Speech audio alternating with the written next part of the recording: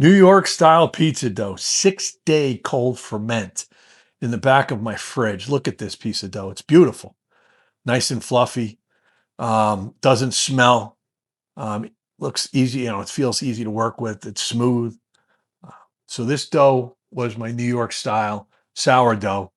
320 grams of a strong bread flour. I used a King Arthur's 12.7%, 170 grams of water, 70 grams of starter, 5 grams of sugar, 9 grams of salt, and put it in a stand mixer, a KitchenAid. And about halfway through, I threw in 3 grams of Evo extra virgin olive oil to smooth it out.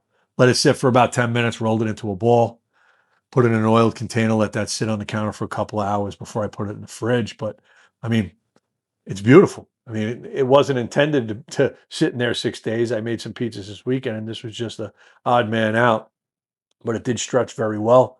I just added standard, pizza sauce, some whole peeled tomatoes, ground up in a immersion blender with a little sugar. These are Stanislaus, very good tomatoes. This one I used fresh mozzarella rather than New York style, just like a grande or a block cheese that was ground up, shredded. So I used a little fresh mozzarella on this one. It did add a little water to it, made it a little soupy in the middle, but overall, this pizza, you know, it was a dream to work with so far. Added to a little bit more Pecorino Romano, added some pepperoni, and then I threw it. I use a pizza steel on this one in my home oven, 550 degrees. Peeled it off into the oven. So moved really easy on the board, slid it right in,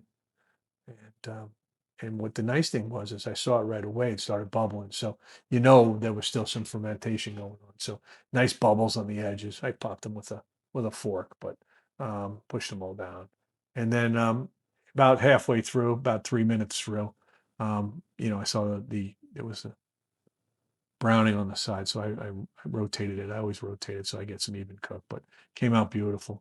Added some fresh basil, cut it up. You listen to the crunch. It just looks beautiful, smells beautiful, cooked beautifully.